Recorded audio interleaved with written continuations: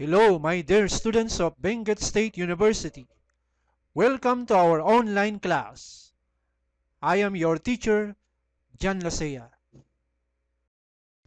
Ladies and gentlemen, this is my lecture in our laboratory subject of Mobile Application Development 1. Today, I discuss event-driven programming concepts of the laboratory hands-on activity number 2 entitled Time Deposit. Let us focus our attention on the graphical layout of this mobile app.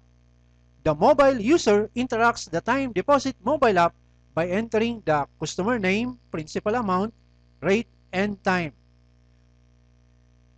Then, the user clicks the compute button and the mobile app computes and displays results of the compound interest and compound amount.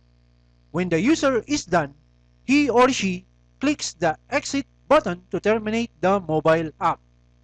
As mobile app developer, we need to decide what GUI objects to name its ID. If the GUI object needs to access or change its property value, then we must name its ID. For example, we want to access the contents of the customer name, edit text or text box, principal amount, edit text, rate, edit text, and time, edit text or text box. Therefore, we must set the ID names of those GUI objects. I name the ID of the customer name edit text or text box to text customer name, principal amount edit text to text principal amount, rate text box or edit text to text rate, and time edit text or text box to text time. Another example, we want to change the contents of the two labels for output, compound interest, text view, and compound amount, text view or label. Therefore, we must set the ID names of those GUI objects.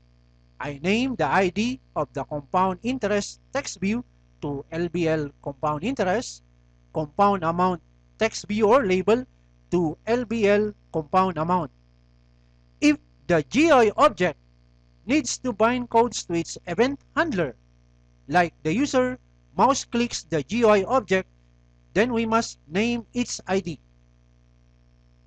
For example, we want to bind codes to compute the compound interest and compound amount when the user mouse clicks the button compute. Therefore, we must set the ID name for the button compute. Another example, we want to bind codes to terminate our mobile app activity when the user mouse clicks the button exit. Therefore, we must set the ID name for the button exit. I name the ID of the button compute to btn compute and button exit to btn exit. You set the ID names inside the file main.xml. If the GUI object needs not to access or change its property value, we do not name its ID. Likewise, if the GUI object needs not to bind codes to its event handler, then we do not name its ID. For example, the labels or text views, time deposit, customer name, principal amount, rate, and time do not have an ID name. Next, in the Java source code file main.java, we link the instance object to the reference ID name. For example, the object name text customer name is instantiated by referencing the ID name text customer, written as r.id.text customer name. The object name text principal amount is instantiated by referencing the ID name text principal amount, written as r.id.text principal amount. The object name text rate is instantiated by referencing the ID name text rate, written as r.id.text rate. The object name text time is instantiated by referencing the ID name text time, written as r.id.text time. The object name LBL compound interest is instantiated by referencing the ID name LBL compound interest written as r.id.lbl compound interest. The object name LBL compound amount is instantiated by referencing the ID name LBL compound amount written as r.id.lbl compound amount. The object name BTN compute is instantiated by referencing the ID name BTN compute written as r.id.btn compute.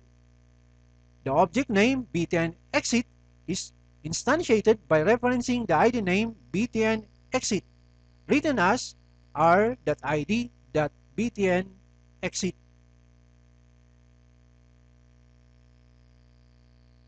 Next, in object-oriented programming in Java language, the keyword extends signifies class inheritance. Thus, the class main inherits the public properties and methods of the parent class name activity. The keyword implements signifies class interface. An interface defines a contract for a set of operations. The class interface view.onClickListener sets a contract to the class main that the contract is you must define an event handler method on click with a formal parameter object view inside the class main. The class interface dialog interface.onClickListener sets a contract to the class main that the contract is you must define an event handler method on click with a formal parameter object dialog interface inside the class main. We need to invoke the method setOnClickListener for the buttons compute and exit in order to bind them on the event handler method on click. Also, we need to invoke the methods setPositive button and setNegative button for the alert dialog message box to bind on the event handler method on click. Next, the event handler method on click contains the actions to be performed when the user mouse clicks the buttons compute and exit. The CPU computes the compound interest and compound amount and displays on the two labels every time the user clicks the compute button. The CPU displays the alert dialog message box if the user mouse clicks the exit button. Next, the event handler method on click contains the action to be performed when the user mouse clicks the buttons yes and no of the alert dialog message box. The CPU terminates our mobile app activity if the user clicks the yes button. Write your questions and comments down below or post it in our Google Classroom. That ends our topic for today.